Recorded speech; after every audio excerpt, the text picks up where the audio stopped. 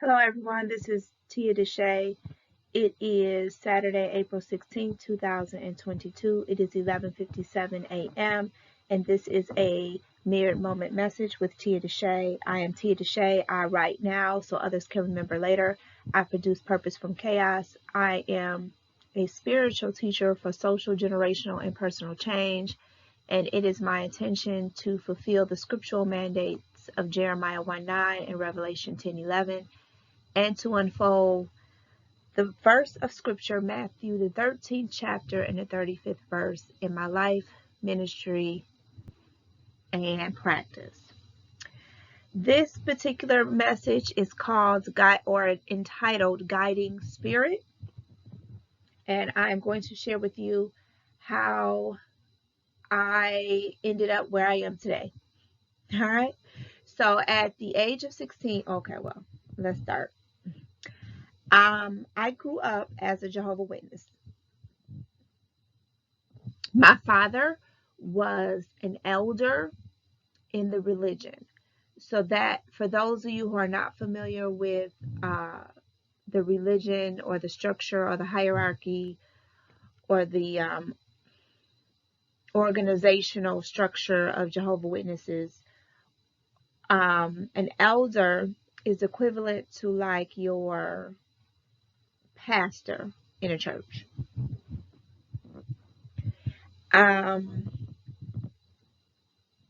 They are responsible for a particular congregation, and they're responsible for the spiritual needs of that particular congregation, counseling,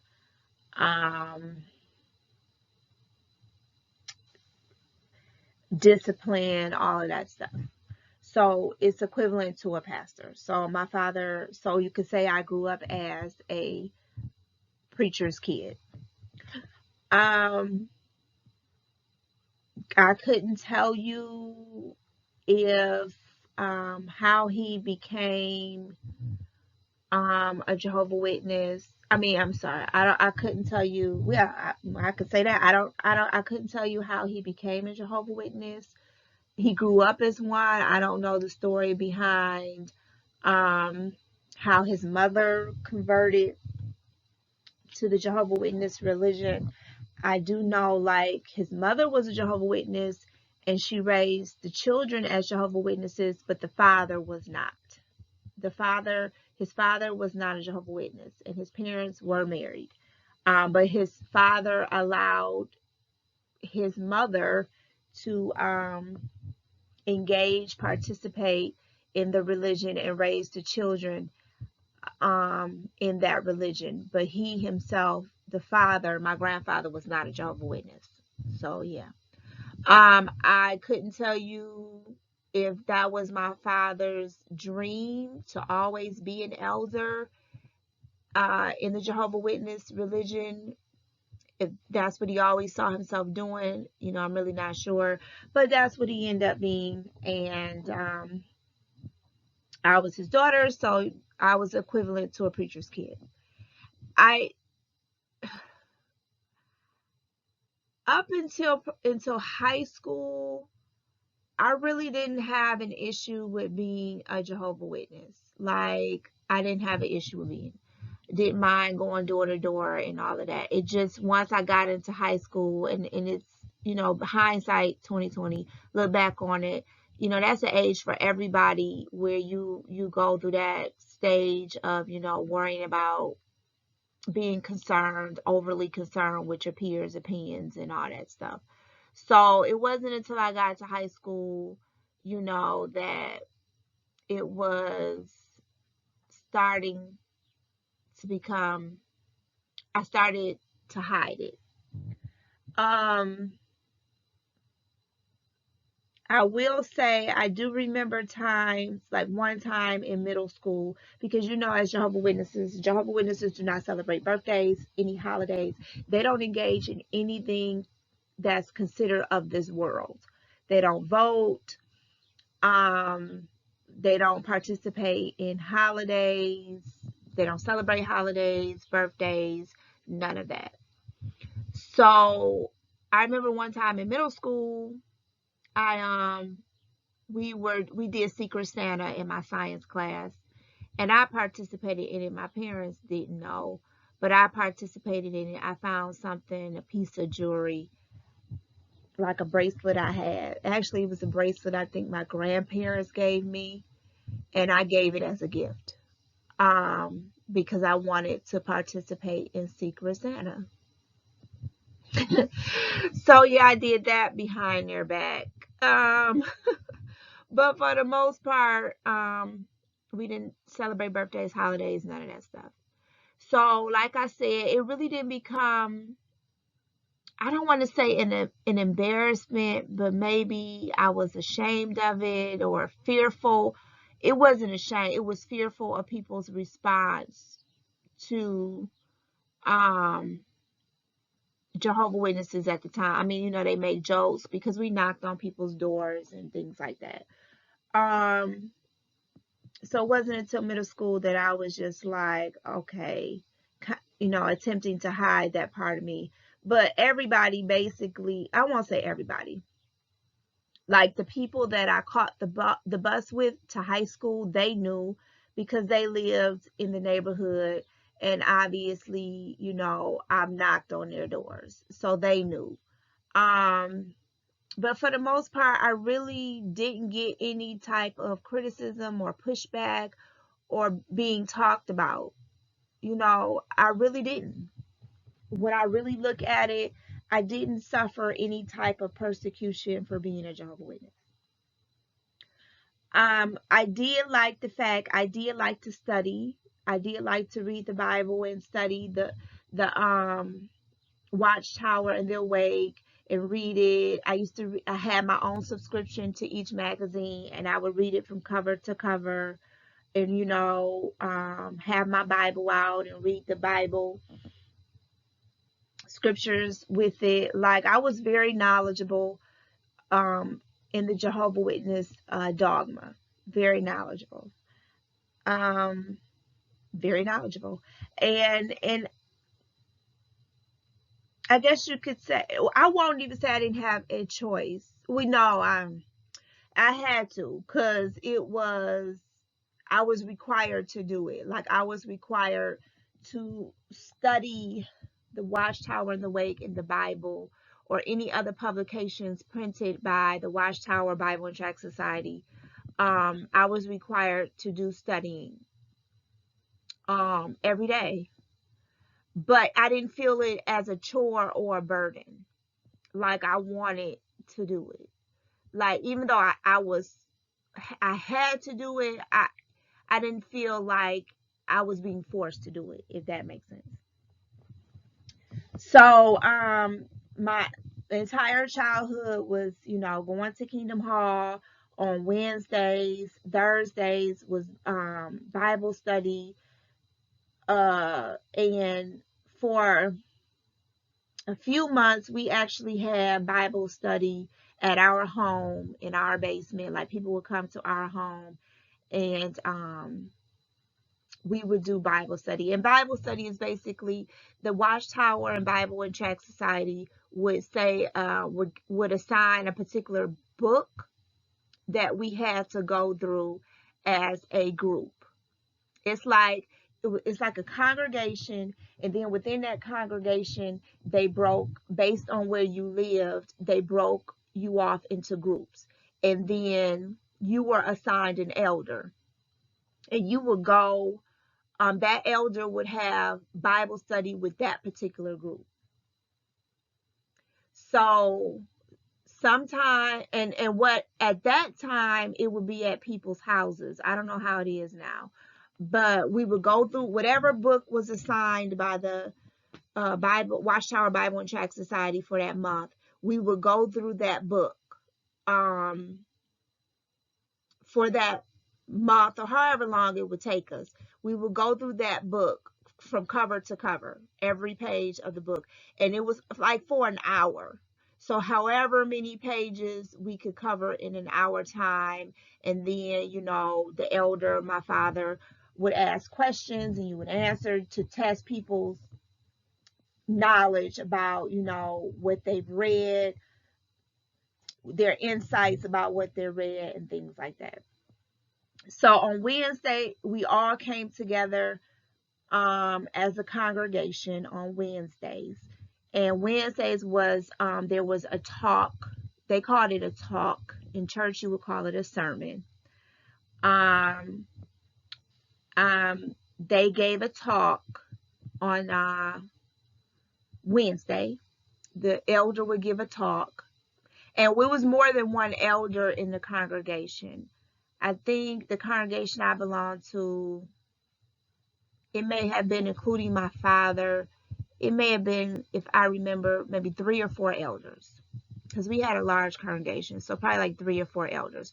So within that congregation, like I said, based on where you lived, your address, you were broken into groups. And each group was assigned to an elder. Okay, so on Wednesdays, we would go and the elder would give a talk, as they called it. And then, I forgot what it was called, but we would give, we would have, oh, I forgot what it was called. But anyway, at a certain age, you would give mini demonstrations. Basically, what it was like I want to say like a sign up, and I don't want to say a sign up sheet, but it was oh, it's like I used to do it all the time. We used to see them all the time. Like in the military, they do it. Like when I was a teacher, we did it. It was like you would. It's not a sign up sheet, but it was like an assign. Oh, what is it called? But it's basically like in the military. You would look on the sheet to see what your duty was. Like if you had to, clean the bathroom or clean the mess hall or whatever, that was your assignment for the week or whatever. You would look up there to see what you were assigned to. Or like in school,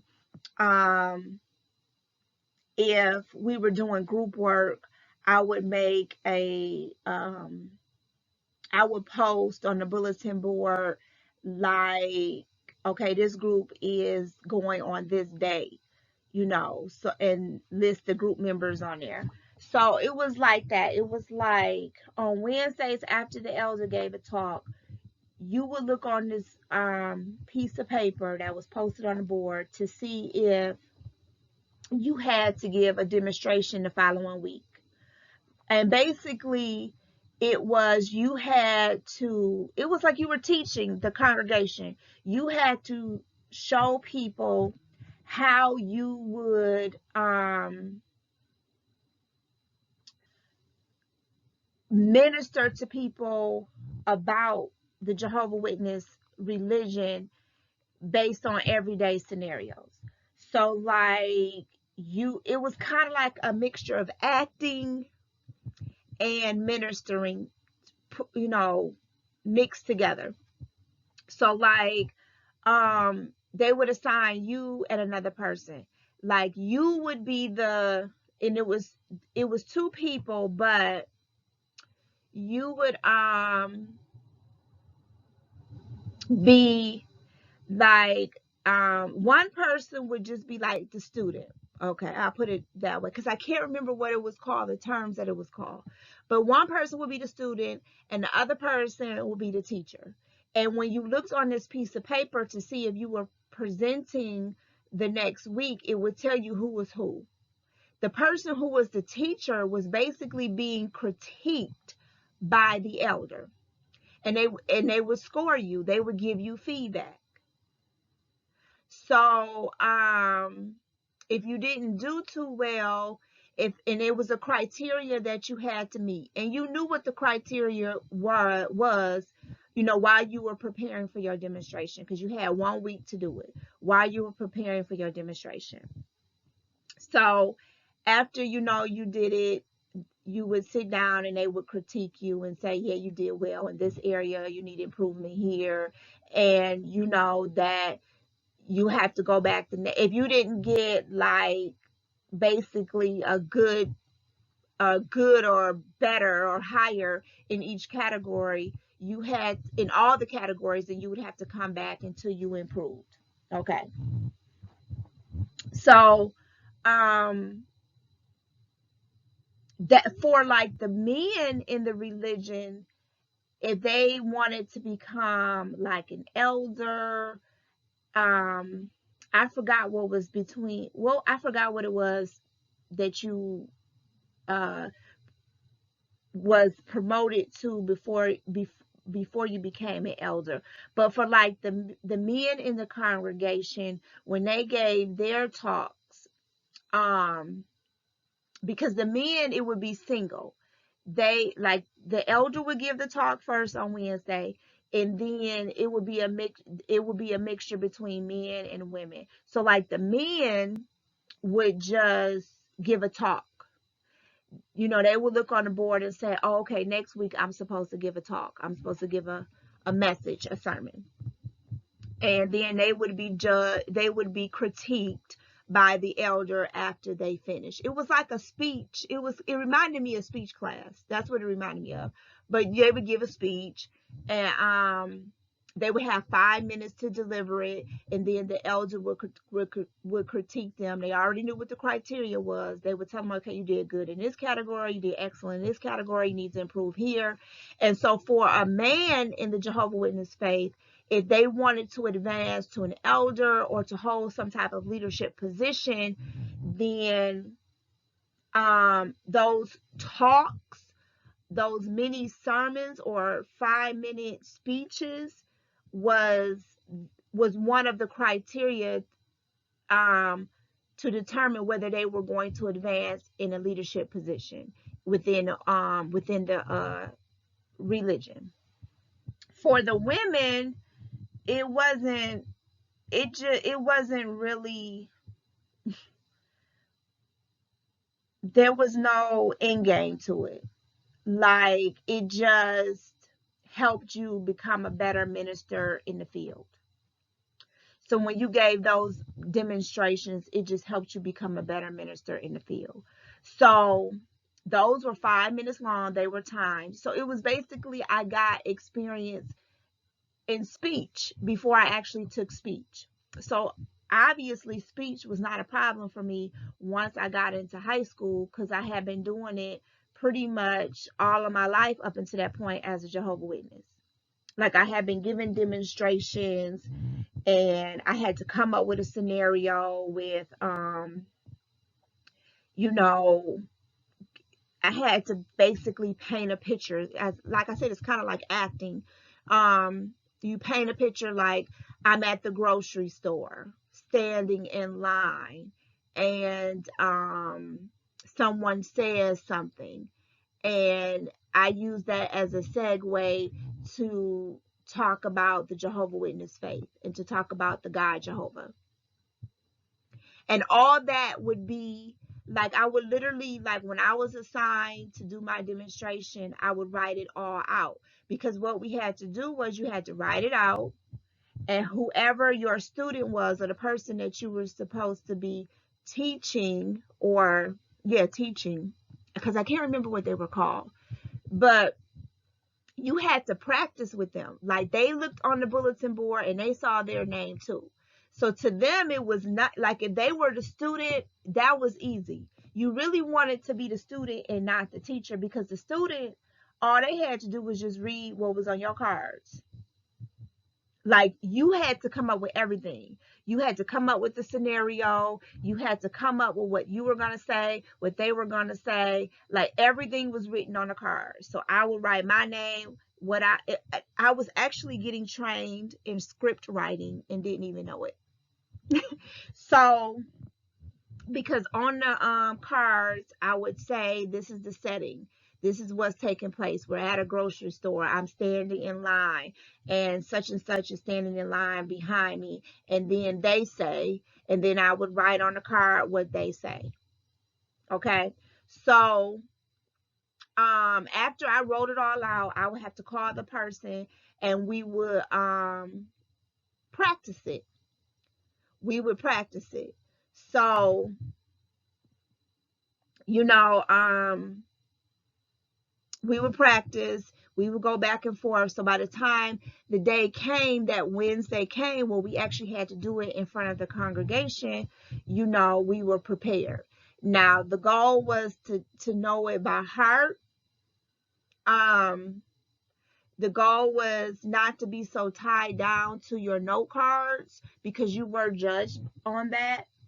That was the goal, and obviously one of the criteria was how prepared you were. Did it go smoothly? Can you tell that you all practiced before you came up on the stage? I mean, just like when you're in the speech class, that's what you were quote unquote, I guess, graded on or critiqued on when you were doing these demonstrations. So in the Jehovah's Witnesses faith, I basically, at the time, I didn't realize it, I'm learning how to teach. I'm learning how to write a script. Didn't even realize that. I'm getting some acting skills, because I got to come up with a scenario of that people can relate to, that would realistically happen in the real world, where you would have an opportunity to witness to somebody about Jehovah and the religion and in your faith.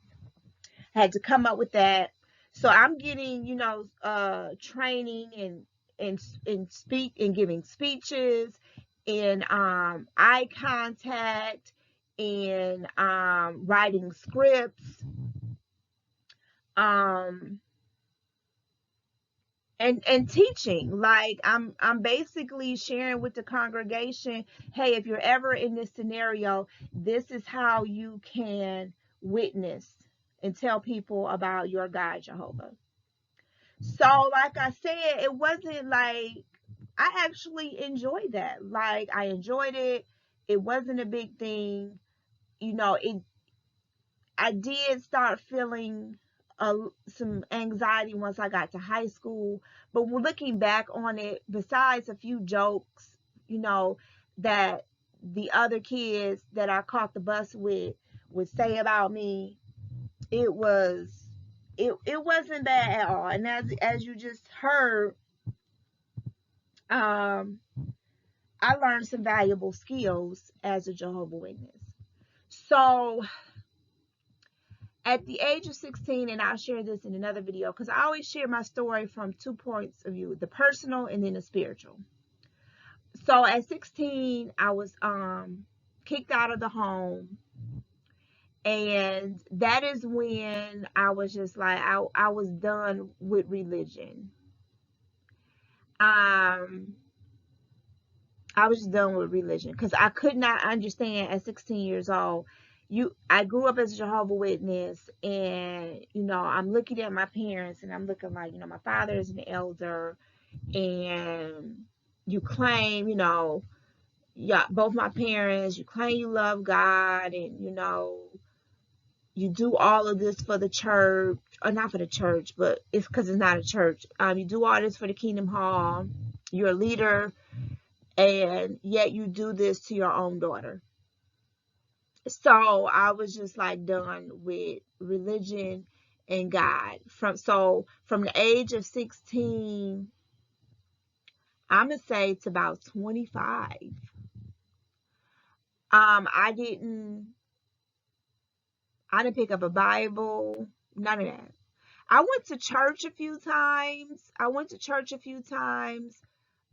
With a friend of mine at the time, because she was really into it. And it was down the street from where I lived at the time. And, you know, at the time, all the jumping up and down and shouting and screaming and speaking in tongues, I was just like, okay. Like, it was just, I looked at it as, and I remember saying it to her, I was just like, I just think people be doing that to release frustration. I remember telling her that, like, I just think people be jumping up and down, screaming and hollering to release frustration, to get all that pent up, you know, frustration out of them that they have accumulated during the week. I remember saying that to her when I experienced the move of the Spirit. When people, being filled with the Holy Ghost. Like, I remember saying that.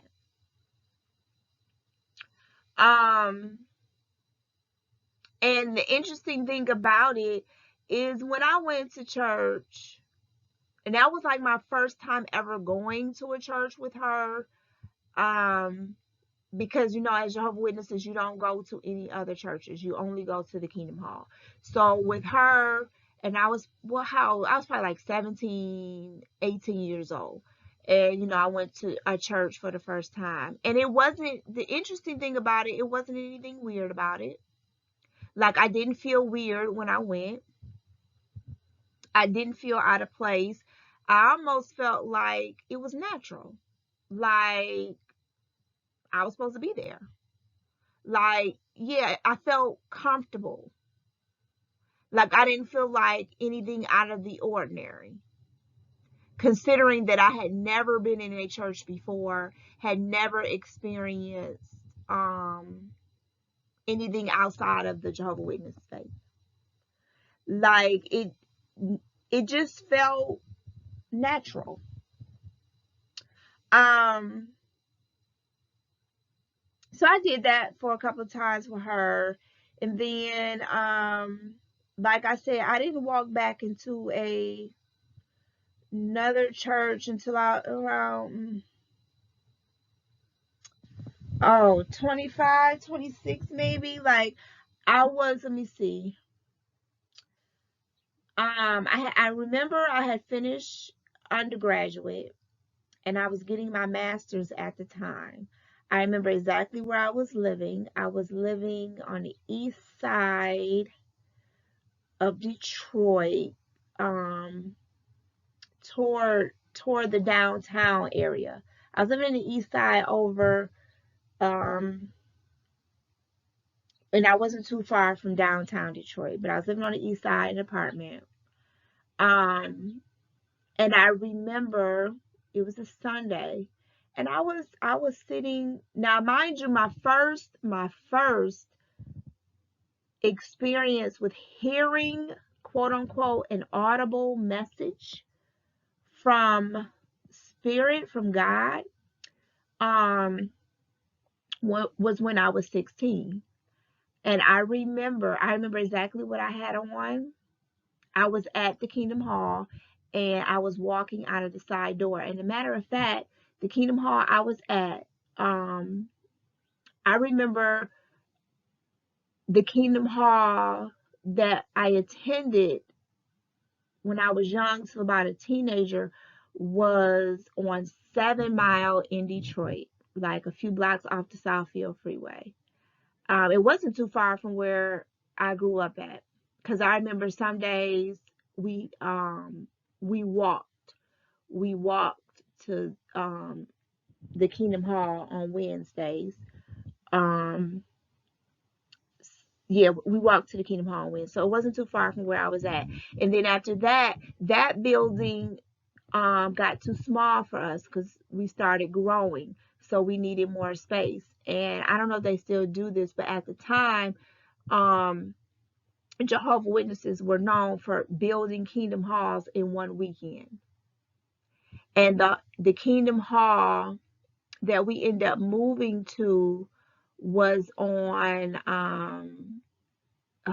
it's off of Evergreen. It's on Evergreen, like right across the street. It's behind some houses right across the street. It's not on Evergreen, but I can't remember the name of the street. But if you're on Evergreen at Henry Ford High School, if you know anything about Detroit, at Henry Ford High School, across the street from Henry Ford High School, there's houses. That street is called Evergreen. Well, behind those houses is a Kingdom Hall of Jehovah's Witnesses. And me and my father helped build that. Like, I was there the entire weekend. I watched that go from just some dirt to an actual building on Sunday. like an actual building, bricks and everything. Like I witnessed them build that structure in one weekend. And my father was there every day that weekend. And because my father was a licensed electrician and he was licensed in construction, he was a valuable asset to that endeavor. And I was there with him. So every time I see that building, I'm like, hey, I helped build this. But so now where was I going with that? Oh, okay. So I remember that I was leaving. I was at the Kingdom Hall. It was on a Wednesday. I remember what I had on, and I was leaving the back door of that Kingdom Hall. That I just described me helping to build in one weekend. I was leaving the back door, and I remember I was 16 years old. I remember hearing as clear as I am speaking, this is the last time you will ever see this building, or you will ever be in this building. Yeah, that you will ever be in this building. And I was just like, okay. And I never went back. Like, I think a week later is when my mother called me. I was at work. My mother called me. I was working a co-op job through high school, and my mother called me at work and said, "Don't come back. Don't come home. We don't want you anymore. Do not come home." That was when I say that my prophetic gift was activated. And when I look back on it, I understand why it needed to be activated, because I was getting ready to embark on a journey by myself at 16 years old. And I needed that gift. I needed to be able, it's called clairaudience, where you hear messages um, from a higher source, um, or from a source that is not of this dimension. So I needed that gift. That gift activated at the exact time and moment it needed to be activated, because I needed that to help me navigate me now becoming an adult. Like, I'm thrust out into the world and I got to figure this thing out. So I needed that prophetic, I needed that gift of prophecy, the gift of being able to hear messages to guide me. And that's when my intuition kicked in. Well, actually, my intuition kicked in before that, because I had a calendar in my room and I was marking X's on the days. And I don't know why I was doing it. Like, I don't know. I think at the time, I in my mind, I was doing it because I was a senior in high school, and I guess I was marking off like, I'm getting ready to graduate. I'm getting ready to be done with high school. But little did I know it was bigger than that. That I was really marking off the calendar of my last moments and days in my childhood home. And I didn't know it. So, um, here I was, I, I was living on the east side of Detroit, and I'm like, okay, uh, it was a Sunday in the apartment, and I had heard about this church. I'm not going to name the church, but I had heard about this church, and um, I remember hearing clearly the voice of God say, "Get up and go." And I'm like, "What?" Because I had said some mean things about the church. I was anti-religion. Thinking like, yeah, these preachers, they just take your money, they pimps and all that. And I had spoken ill of the church, of this particular church that the Spirit wanted me to go to. So I'm like, what? Whatever. Now this was before, you know, Google Maps. MapQuest was available. So I text my friend who I had conversations with about this particular church, and I was like, "Where is this church located?" And he gave me the address, and I went. And by the time I got there, it was second service. I was way in the back, um, middle of the sermon. I don't even know. The son was preaching at the time some message about, I think, in Ezekiel or something. And I don't know what was being said. Couldn't tell you. But I went back. And I think, I don't know if it was the next week when I went back or the week after, but I joined the church. And I recommitted my life, rededicated my life, said the prayer of salvation, and I became a member. And when I went back, I made sure I was on time. I stayed for the entire service. I made sure I was on time. And that was in 2000, and it had to be like 2006, about 2006. So I became an active, it was like, yeah, 2006, 2007. I became an active member. I volunteered my time at this particular church. Um, I even took 2 years of ministerial classes where it was 2 years to put you on a path to becoming a minister at this particular church. So I enrolled and I completed 2 years. I thought that I was going to go a third year and actually become a minister for this particular church, but I went through the interview process and I was denied, and which was a good thing, because I had a whole lot more growing and experiencing that I needed to do. But I had 2 years of ministerial education or training or mentorship under my belt. And then I felt it was time to leave there. To me, it was becoming too cultish. And I'm not saying that it was a cult, because that church really taught me how to have my own personal relationship with God. Like, I know the Bible. I know the Bible.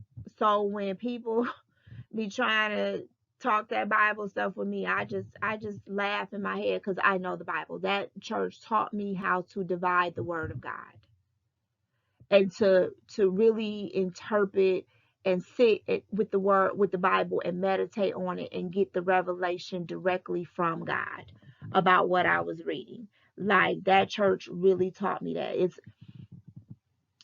I have nothing but good things to say about that church. Regardless if I participate in religion in an organized way, that church, yeah, that's what's up. Now, before I went to that church, I did become a member of the Shrine of the Black Madonna.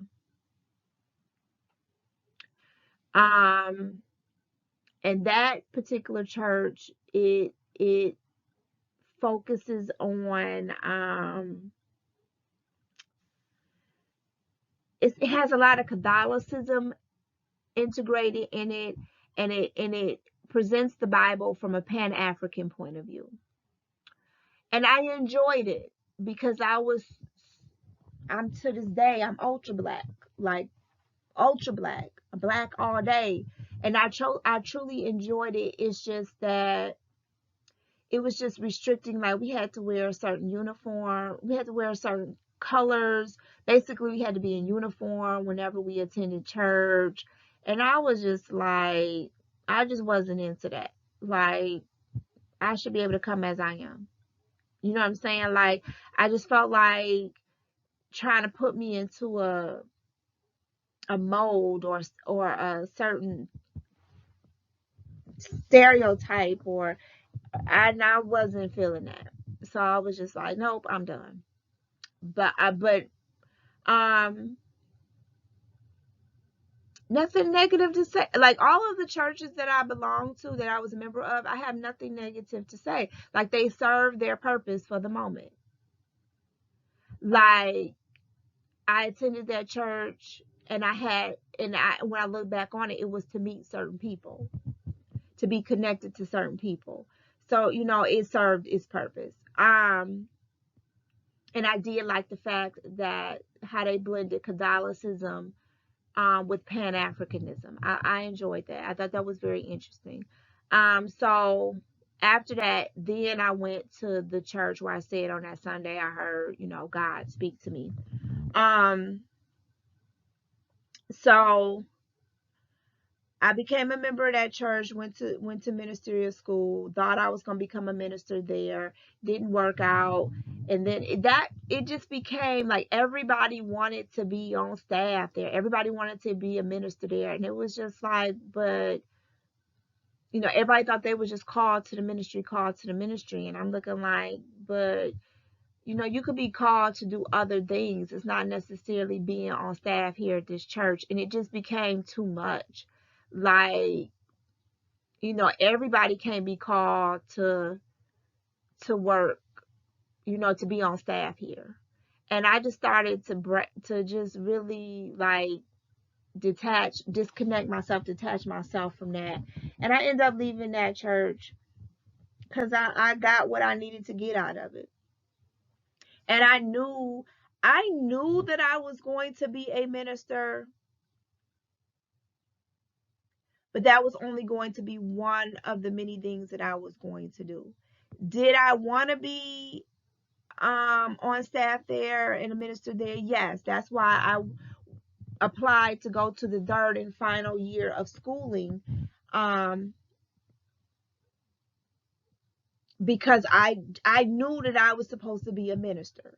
And if it meant, being a minister at that particular, church, fine. But I knew I was supposed to be a minister.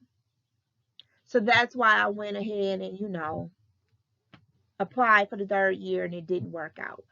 So, but I knew that was only a piece of it. So it just started to get under my skin when it was just like, they were just so narrow-minded and just so myopic in their thinking about, no, I'm going to be on staff here. I'm going to be on staff here. And I'm like, well, God can want you to have your own church, or, it just got to be too confining. And I'm like, no, time to go. So then I went to another church, which was literally only like a mile away from this one. And that one was more focused on, and the ironic thing was, I believe, if I remember correctly, that pastor, I don't know if he sat under, he knew the pastor of the church that I left, the bishop of the church that I left. Like, they knew each other. I'm not sure if he was a member of that church or went to that church, but they knew each other. Like, they knew each other. So, I went to that church. That church focused on, his ministry was about entrepreneurship and family. So he was really big on using Christianity to help rebuild the family structure, and using Christianity to be an entrepreneur